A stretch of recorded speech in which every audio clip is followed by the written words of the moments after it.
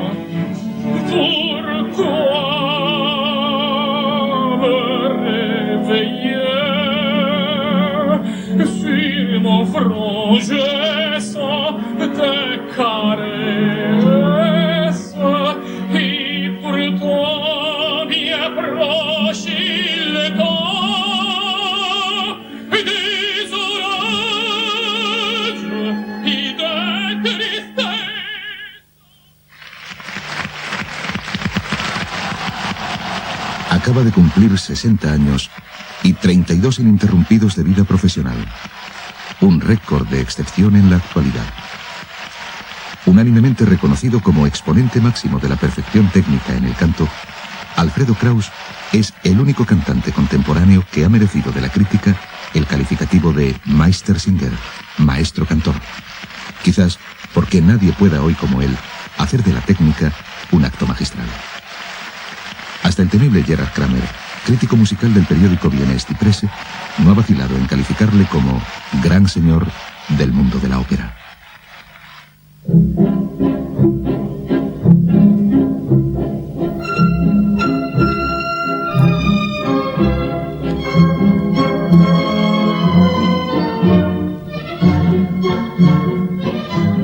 Precisamente en Viena, capital musical por excelencia, donde la ópera goza de enorme y popular prestigio desde el siglo XVIII y donde los grandes líricos llegan a convertirse en mitos, el tenor español se incorporaba en 1987 a la reducida y selecta nómina de los Kammersänger, cantores de cámara.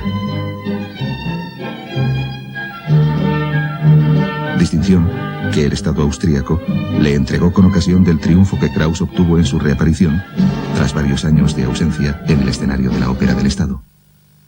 Como nuestro más reciente Kammersänger de nuestra ópera, desde ahora esta es su casa, venga los más que pueda.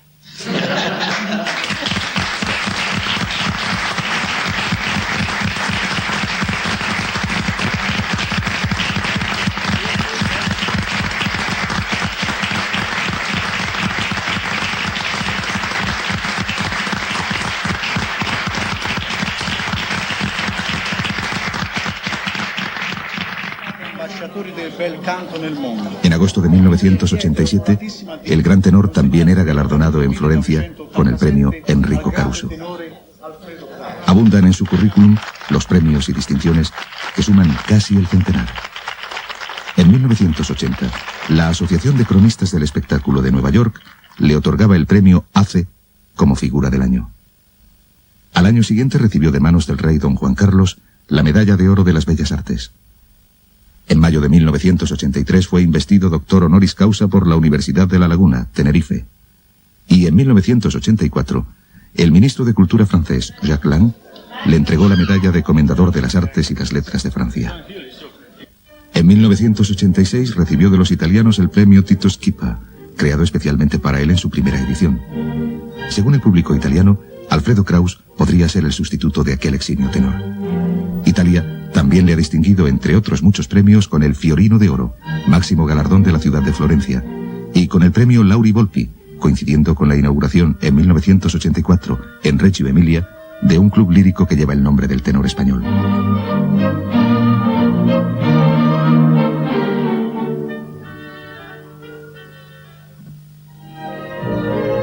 Pese a los numerosos premios y distinciones adquiridos, a los fervorosos elogios y vivas de aficionados y crítica, la gloria y la ventaja de Alfredo Kraus radica quizás en que jamás ha pretendido ir de glorioso ni de divo.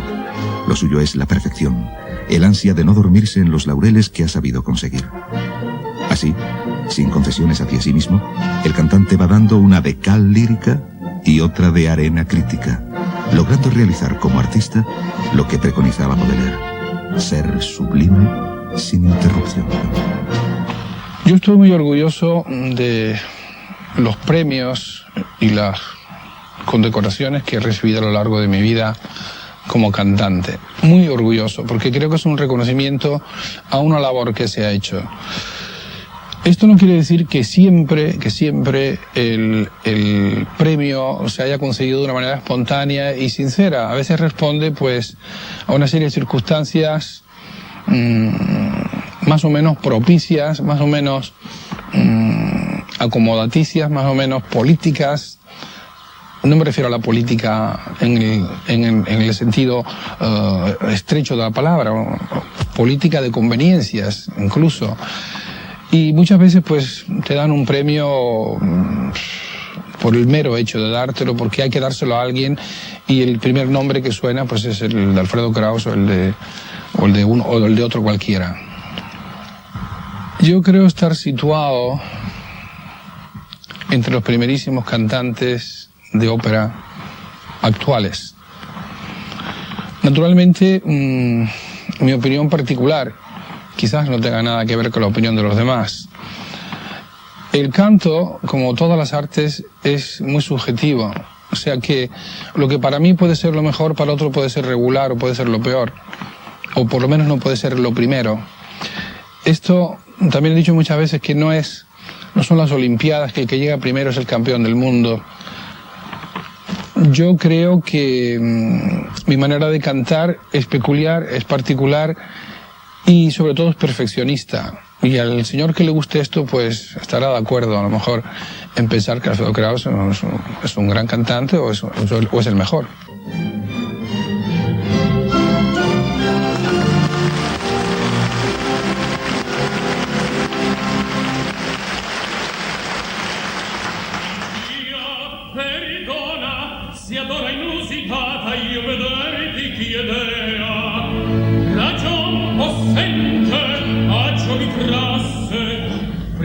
Il biancheggi l'alba novella dalle patrie sponde lungi sarò che dici e franchi gli amici sciolgo le vele ivi trattarme dato le sorti della Scozia.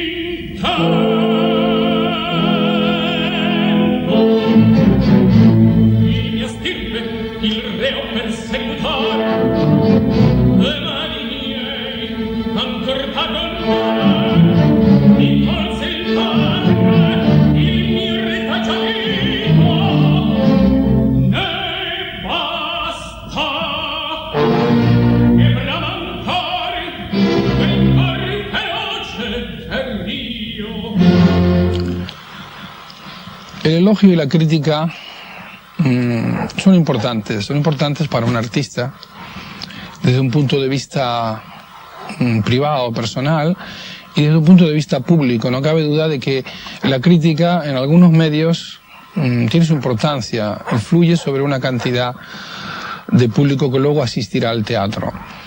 Entonces se cometen injusticias, se habla bien cuando se debía de hablar mal, muchas veces se habla mal cuando se debía de hablar bien, y viceversa.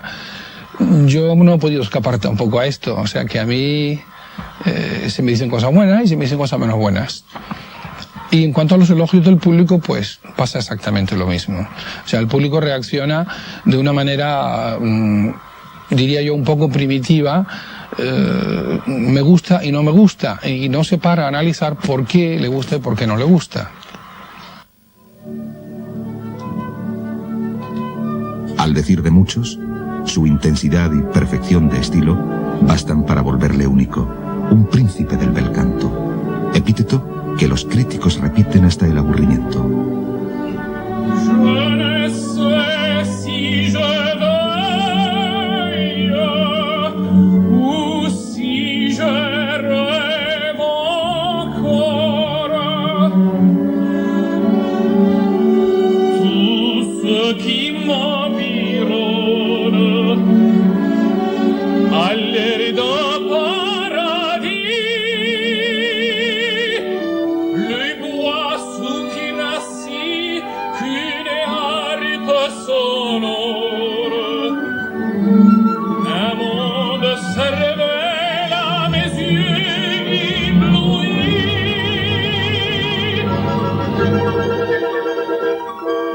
Lo cierto es que Alfredo Kraus, que sigue cantando hoy como en sus mejores tiempos, es un caso verdaderamente asombroso de permanencia en los escenarios, de alta técnica vocal y de inteligencia.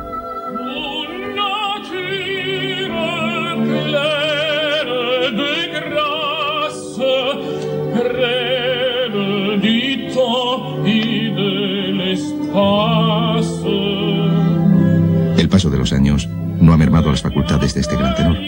Su voz ha cambiado en el color, pero se ha vuelto más robusta, de contornos más redondos, fuerte, penetrante, mórbida o dulce. Sabe pasar de un registro a otro con uniformidad, sin ahuecamientos, elástica, de noble fraseo y sobre todo de una limpieza tan flexible como solo una voz perfectamente impostada puede alcanzar.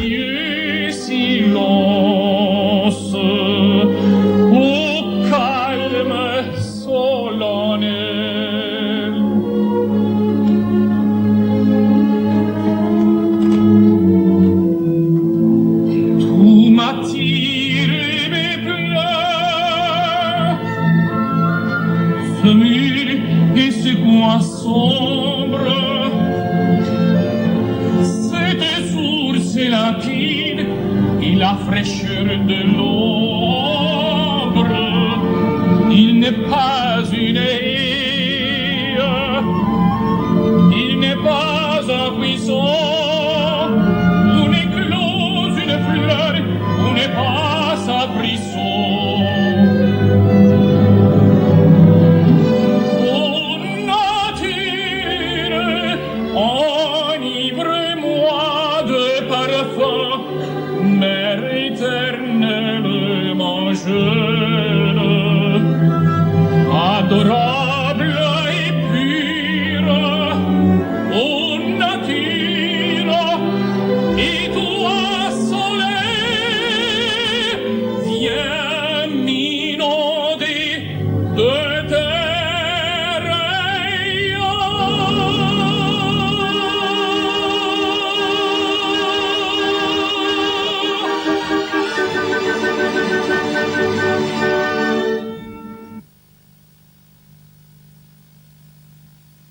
La amenaza de la Primera Guerra Mundial llevó al padre del tenor de nacionalidad austríaca a abandonar la ciudad de Dakar para establecerse en Las Palmas de Gran Canaria, fijando residencia en el barrio de La Vegueta, en la pequeña y estrecha calle Colón, donde se conserva la Casa del Navegante.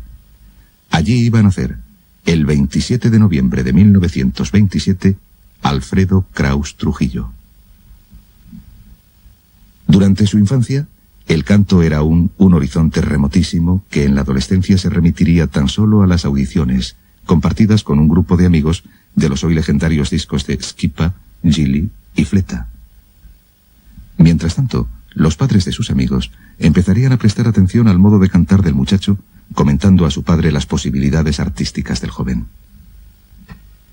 De pequeño tuve inmediata inclinación hacia la música, porque cuando tenía apenas 8 años de edad en el colegio,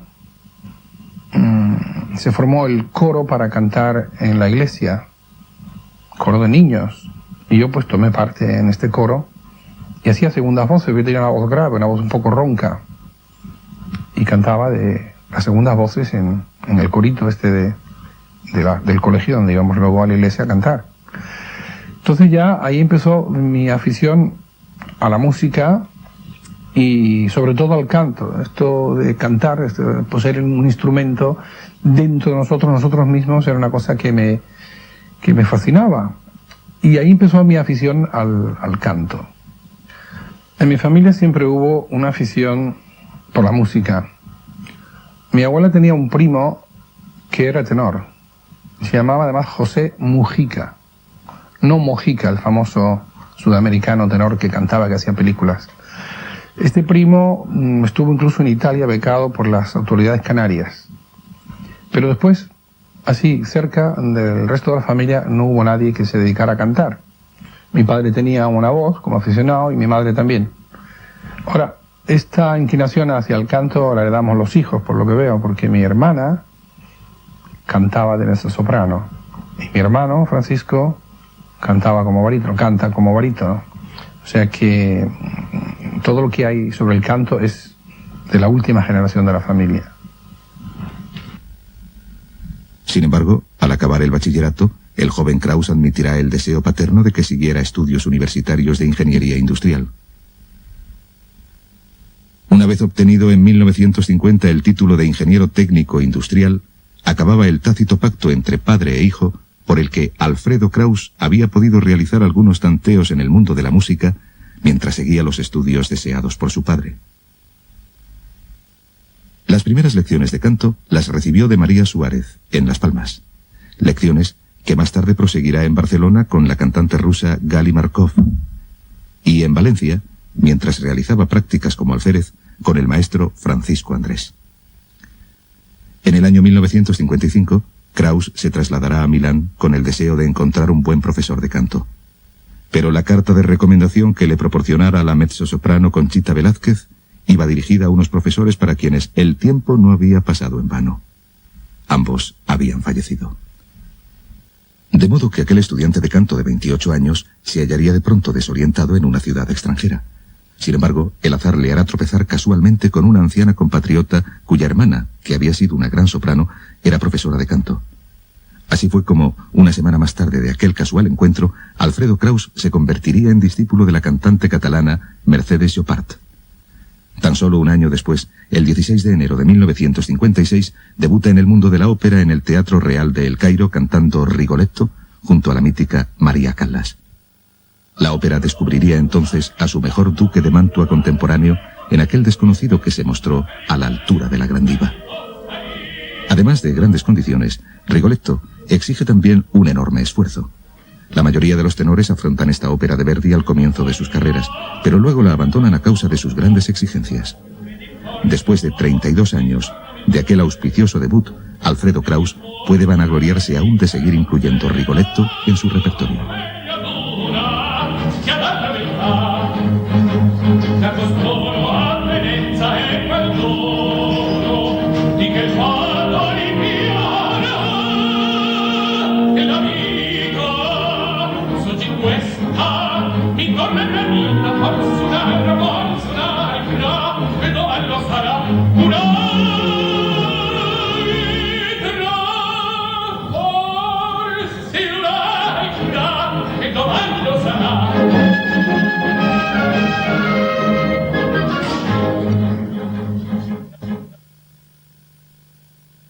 Luego de su debut en El Cairo, el tenor canario actuará por primera vez en España en abril de 1956 con Manon de Massenet en Sevilla, y en octubre de este mismo año inauguraba el Teatro de la Zarzuela de Madrid cantando Doña Francisquita. Enseguida Kraus pasará a actuar en los grandes y renombrados escenarios internacionales. Una vez más, volvería a cantar junto a Callas en Lisboa, en una aplaudida Traviata en la que compartiría ovaciones con la gran diva. hai vinto, sfortuna nell'amore, fortuna reca il gioco, e sempre vincitore.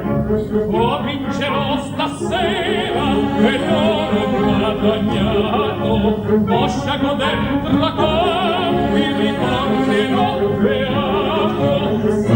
No, no, contare che mi fumega ancora, poi mi sfuggia, pietà di lei miglior. Ma non è fatte l'aste, siete in sì gran fortuna, che al gioco mi tentaste. Sì, la disfida accetto.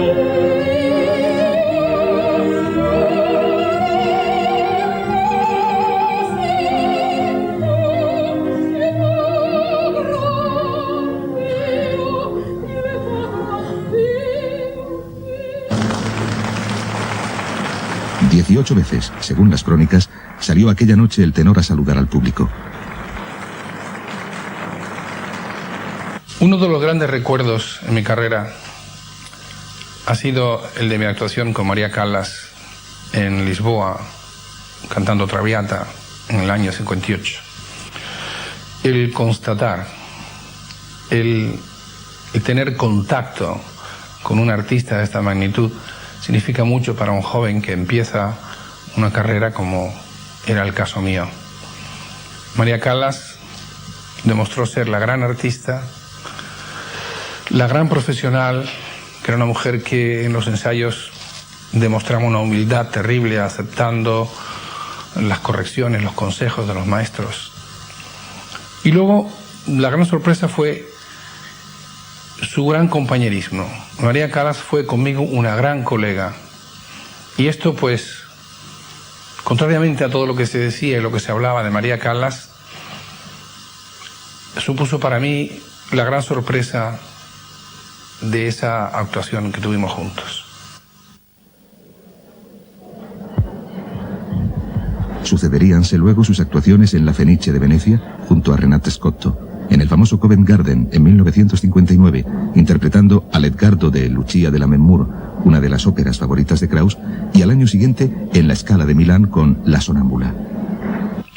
Yo tuve quizás la suerte, o si se quiere, en los momentos actuales la desgracia, de empezar a cantar cuando todavía las óperas se preparaban más seriamente y con más conocimiento de causa. Los directores de orquesta de aquella época eran sobre todo concertadores. No sé si el público español entiende exactamente lo que quiere decir concertar. Concertar quiere decir poner juntos, aunar, unificar. El maestro de entonces repasaba la ópera una semana con los artistas, al piano. Les decía cómo había que hacerlo, cómo no había que hacerlo, cómo hacer los recitativos, cómo cantar una romanza, cómo hacer medias voces, cómo hacer de la voz un verdadero instrumento que sirviera para expresar unas sensaciones y un estado de sensibilidad. Se aprendía mucho, entonces, con estos directores. Terminada la semana de ensayo, se empezaba a ensayar de escena y con orquesta. Otra semana. Y luego, por fin, se hacía el ensayo general y se debutaba. Hoy día, el maestro concertatore o concertador no existe prácticamente. Se hacen menos ensayos, no se hace prácticamente ningún ensayo al piano y se va directamente a la orquesta. Y la mayoría de los maestros de hoy se conforman con que el cantante vaya a tiempo con su batuta y ahí queda todo eso. Entonces, ¿qué pasa? No hay un verdadero aprendizaje.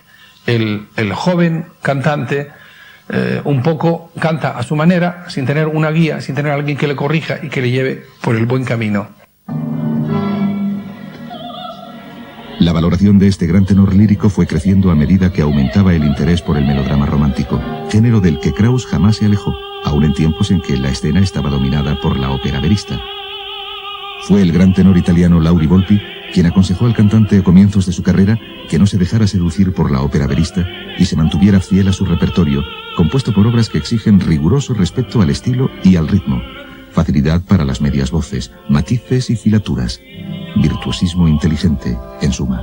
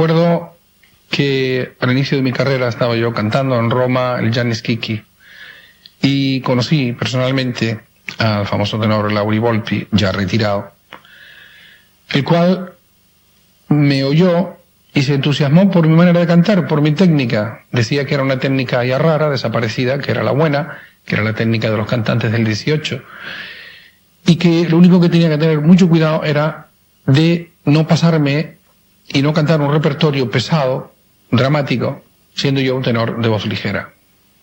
Naturalmente, me encantó este tipo de consejo, puesto que yo ya pensaba de esa manera, y consejo que he seguido practicando toda la vida y que me ha dado muy buenos resultados, porque la voz se conserva no cometiendo excesos con ella.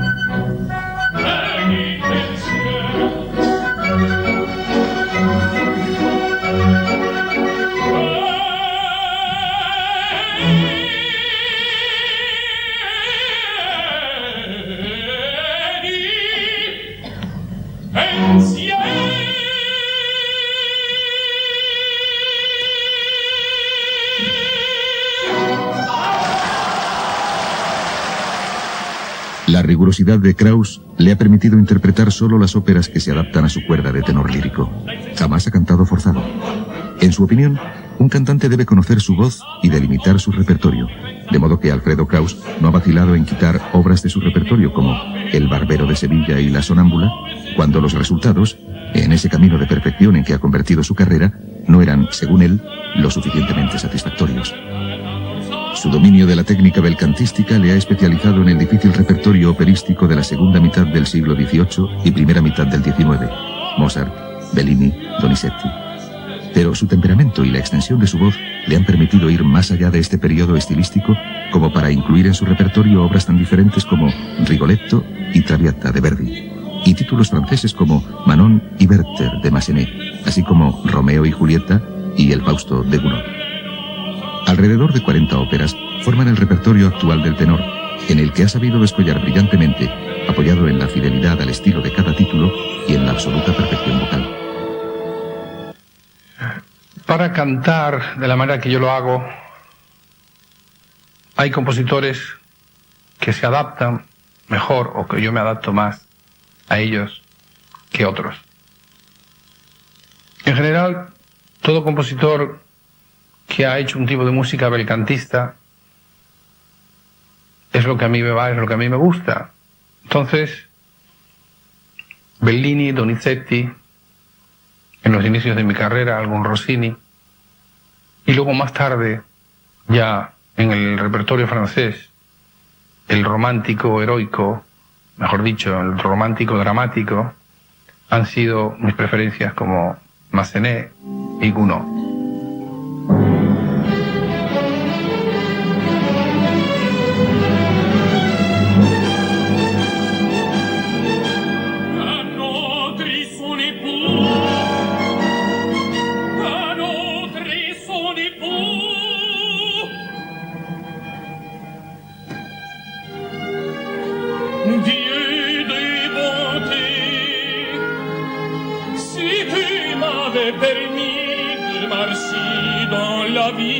Avec cet ange à mon côté, mon existence entière n'aurait jamais été qu'une ardente prière. Et maintenant, parfois, j'ai peur de blasphémer.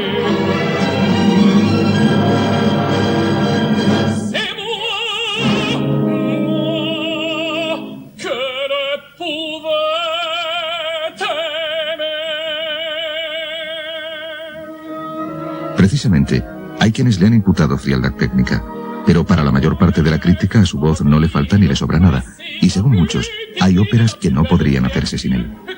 Una de ellas, sin duda, es el Werther de Jules Massenet.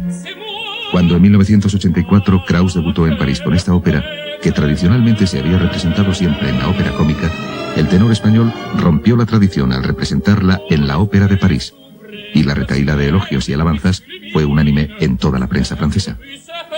Uno de los grandes tenores di grazia de nuestra época, dijeron los críticos. Su intensidad emotiva y la perfección de su estilo nos muestran un artista único, genial. La magnífica creación que Krauss hace en Werther es señalada siempre por la crítica como su principal contribución a la ópera. No se puede soñar, dicen, otro intérprete para la ópera de Massenet.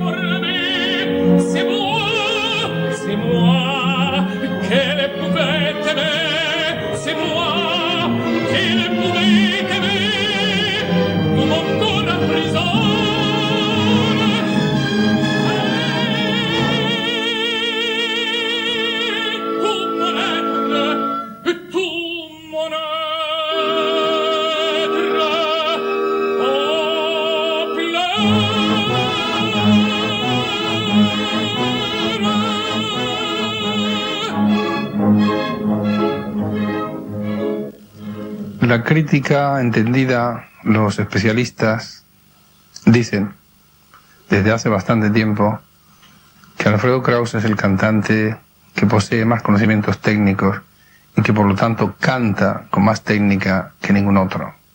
Pero esto no es solamente a nivel nacional, sino que es también a nivel internacional. O sea que seguramente no me lo van a perdonar por haber dicho esto. Puede parecer una falsa modestia, o al contrario. La hija del regimiento, primera ópera francesa de Donizetti, es un auténtico reto para un cantante, pues requiere condiciones por encima de lo normal. Sus arias, dúos y tríos son del más puro belcantismo, y las exigencias de su partitura reclaman una voz particular, fácil en el agudo, como la de Kraus, que aún conserva esta característica. La crítica le considera el único tenor capaz de afrontar las grandes dificultades de esta ópera. Una de sus complicadas peculiaridades son los 9 agudos de la romanza que el tenor debe realizar todos seguidos, y estima que la interpretación de Kraus es la del estilista con preparación técnica de maestro, que igual encanta con su sugestivo legato que con su dicción exquisitamente musical, o con su dominio de la inflexión a media voz y la seguridad en el agudo.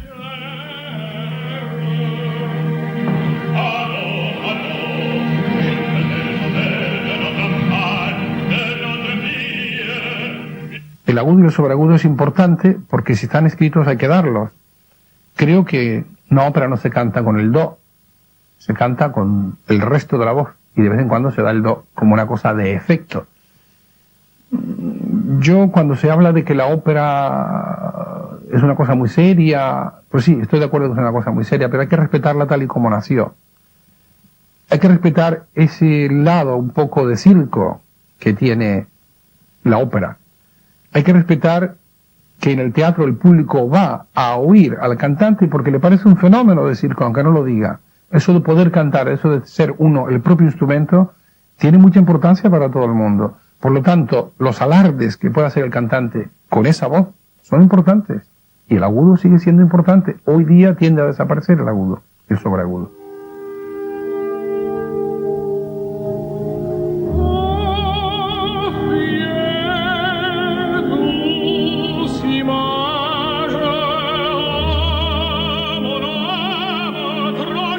El talento de Alfredo Kraus ha logrado crear un estilo inconfundible, elaborado con elegancia y alto sentido musical. Ninguna melodía, dicen sus admiradores, es cursi en la voz del tenor español. Ninguna situación dramática resulta vulgar cuando él está en escena.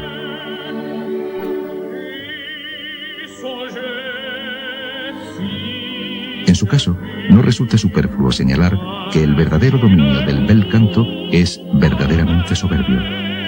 En este campo, la calidad no la otorga exactamente la voz, sino el dominio y manejo de ella.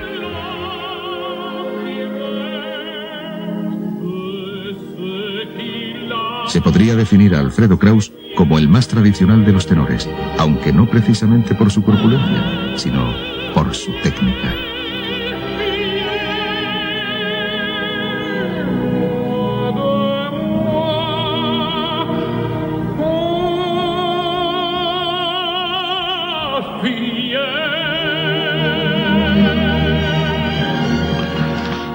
Poseer una gran voz no es precisamente lo más importante para ser un tenor o un cantante, o mejor dicho, un artista o un gran artista. Yo siempre he sostenido, y además lo he dicho muchísimas veces, quizás mucha gente me lo haya oído decir esto ya innumerables veces, que para cantar también hace falta una voz. Yo creo que el canto es algo más que poseer una hermosa voz.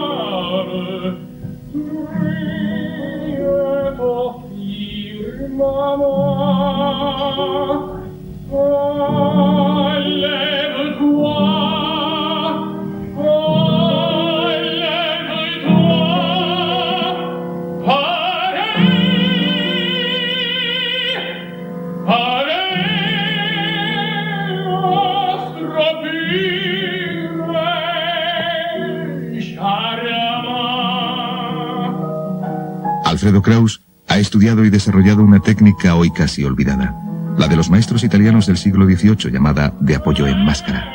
La mayoría de los cantantes suelen apoyar la voz en la garganta, lo que produce una voz opaca o engolada, mientras que esta técnica busca los huecos de resonancia próximos a la zona de la nariz, denominada máscara, logrando así más brillo o metal, según la jerga del arte lírico. Esta técnica, que permite cantar sin fatiga, es de lento aprendizaje y suele ser, en la mayoría de los casos, incompatible con las prisas mercantiles que en general dominan actualmente el mundo de la ópera. Porque hay dos clases de cantantes con poder de convocatoria: los que se someten a las leyes del mercado y los que no. Los primeros suelen tener una imagen prefabricada e interpretan los títulos más aplaudidos, aunque ellos no se adecúen a sus reales posibilidades. Los segundos, los menos, imponen exclusivamente la calidad de su arte. Dentro de este reducido grupo, Alfredo Kraus, que nunca ha vendido otra cosa que no sea su perfeccionista calidad artística, que le lleva a seguir depurando su técnica, se ha impuesto como uno de los más grandes artistas internacionales.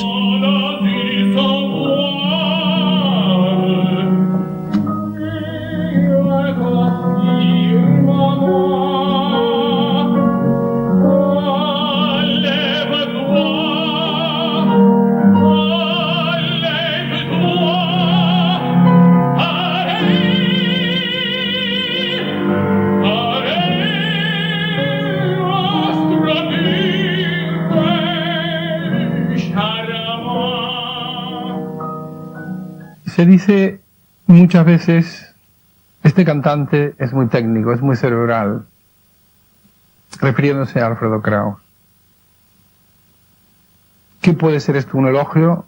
¿Una crítica?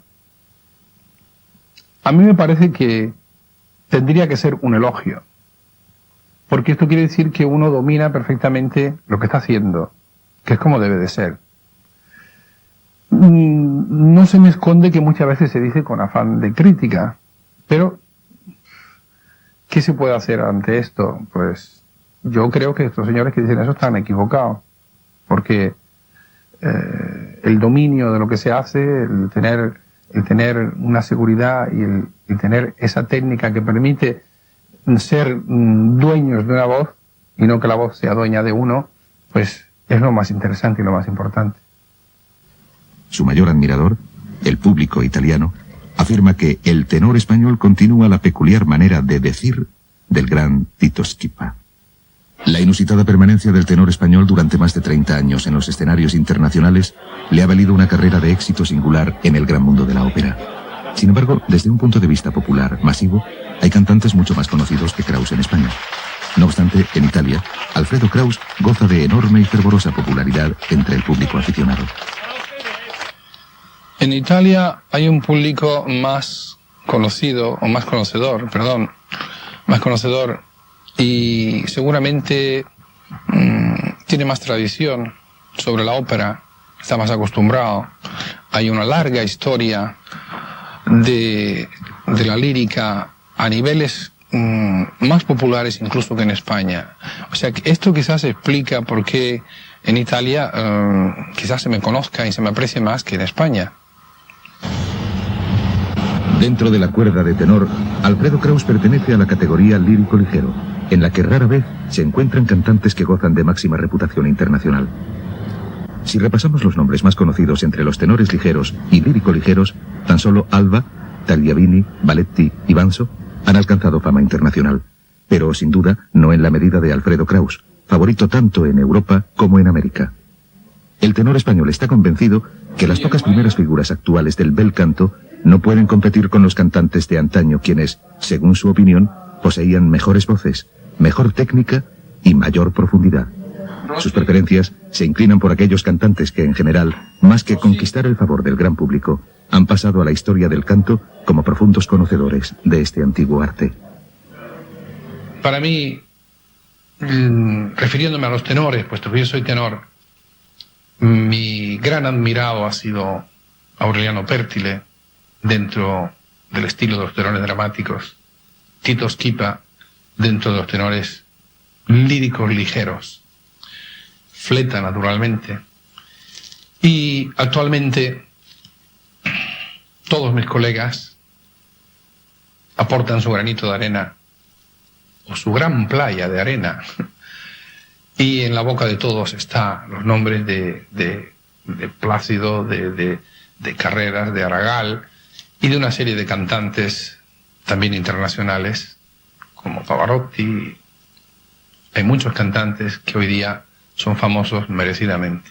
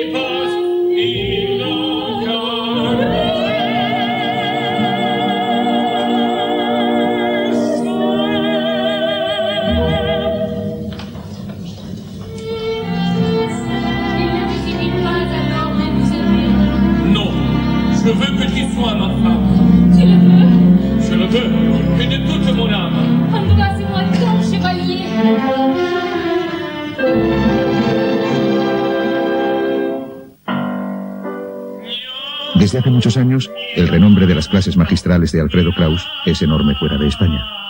Para este tenor, quien canta por instinto, quien no tiene una técnica, no sabe y por tanto no puede enseñar. Y ha llegado a afirmar que en España no existen buenos maestros de canto. Afirmación que ha despertado muchas veces airadas reacciones. Su eximia técnica, reconocida también por sus colegas, le ha llevado a convertirse en consejero de técnica vocal de barítonos como Sesto Buscantini, Vicente Sardinero y Mario Sereni, así como del bajo Nicolai Biauro, y de los tenores Suso María Tegui y Eduardo Jiménez, entre otros. El cantante se hace a sí mismo. El cantante aprende una base, en el mejor de los casos, de sus maestros. Pero luego tiene que trabajar con esto y él tiene que construirse una base, tiene que construirse una técnica. Y esto lo saben los maestros. Lo peor es cuando el cantante se hace a sí mismo a pesar de su maestro. La vocación didáctica de Kraus, según él mismo señala, es algo que casi le han impuesto quienes constantemente le consultan sobre cuestiones técnicas y vocales. Así, mientras sus apretados calendarios se lo han permitido, la enseñanza ha venido ocupando un espacio cada vez mayor dentro de sus actividades, dictando clases magistrales de canto en diversas ciudades europeas y españolas. Recientemente, en noviembre de 1987, el Conservatorio Superior de Música del Liceo de Barcelona ha creado la cátedra de canto Alfredo Kraus, que estará a cargo del tenor canario y de su hermano, el barítono Francisco Kraus.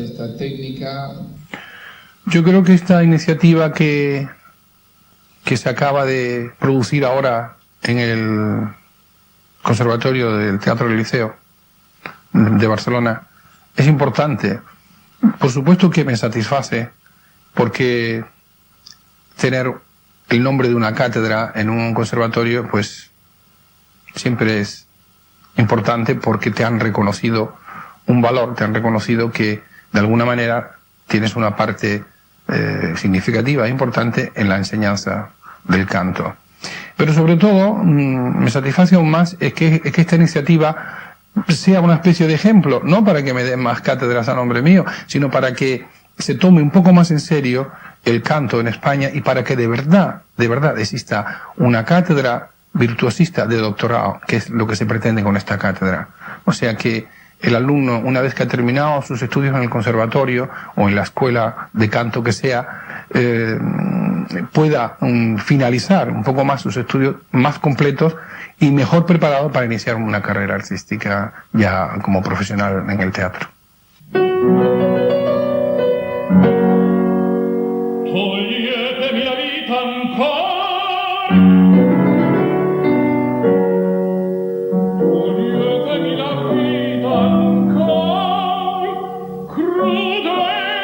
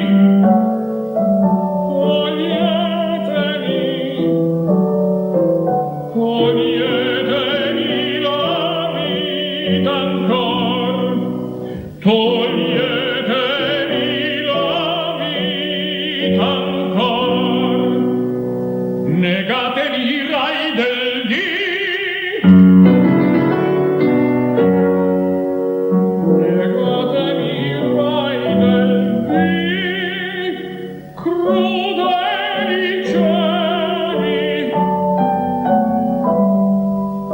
severe sfere, se vaghe siete del mio dolor, se vaghe siete del mio dolor.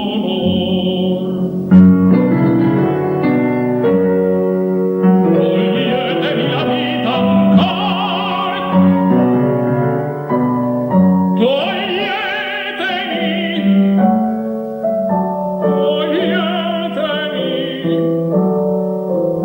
toglietemi la vita ancor, toglietemi la vita ancor.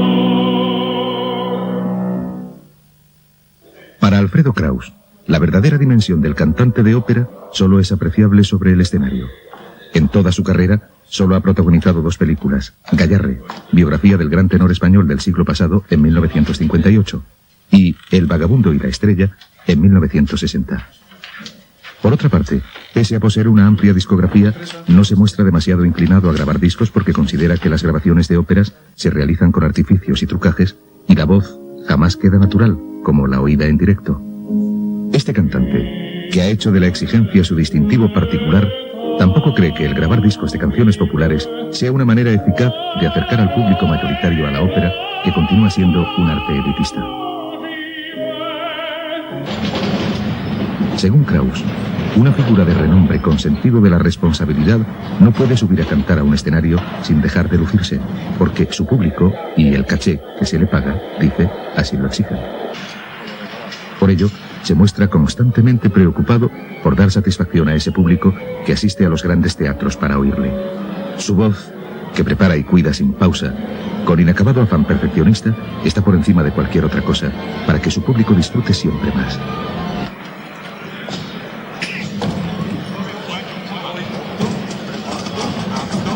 A mí me parece que lo interesante del canto es lo que uno quiere decir. O sea, la esencia, no la materialidad del hecho de ese sonido que nos llega al oído de una manera o de otra.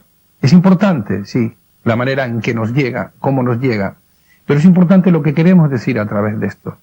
Expresar una maestría, un arte, una sensibilidad, un gusto, una estética, no sé, llegar a través de unas sensaciones que no es el sonido en sí mismo, sino una serie, un conjunto de cosas que nos produce en ese momento un escalofrío o una emoción.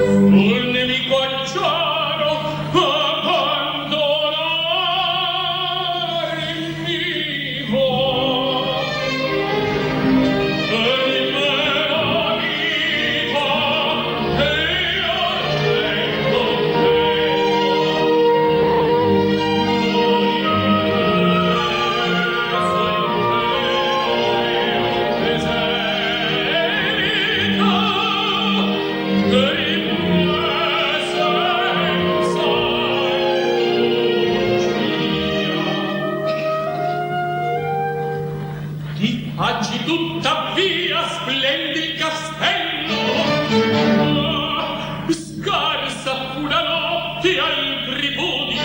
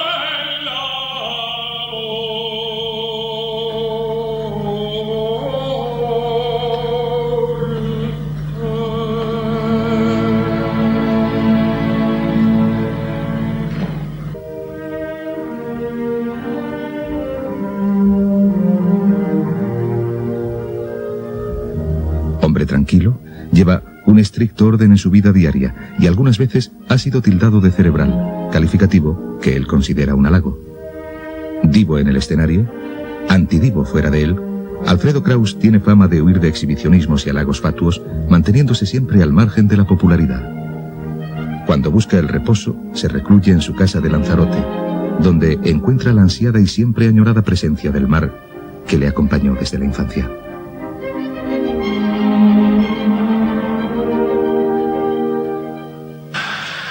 La fama es el resultado de una serie de triunfos, éxitos, y por lo tanto es inevitable cuando estos éxitos se repiten.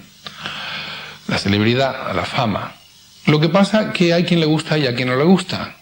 A mí personalmente me desagrada. La fama es molesta, es incómoda.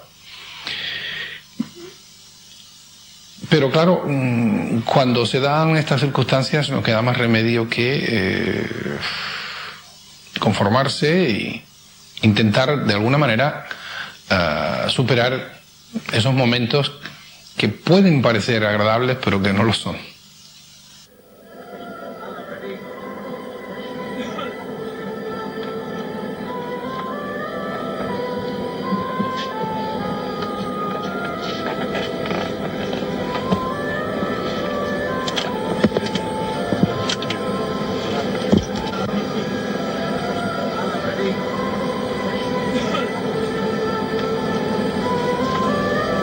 Para nadie en esta profesión de grandes divos parece tan sencillo mantener ese aire del que entiende el éxito como algo fatal e inevitable.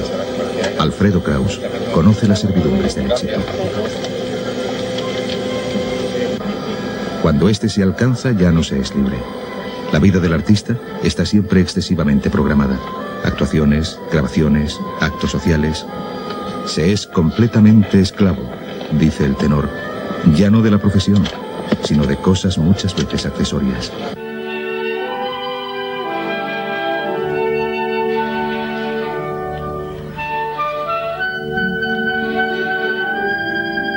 Aristócrata de la ópera, embajador del bel canto que mantiene con cuidado y amor exquisitos un género antiguo e inmortal, Alfredo Kraus ha sabido llegar a ser el primero nadando contracorriente. Solo debes demostrar, afirma, que cantas bien y no buscar la popularidad. El triunfo de montaje está al alcance de cualquiera, pero el profesional con afán perfeccionista debe dedicarse a su arte, prepararse, intentar superarse, profundizar en la técnica.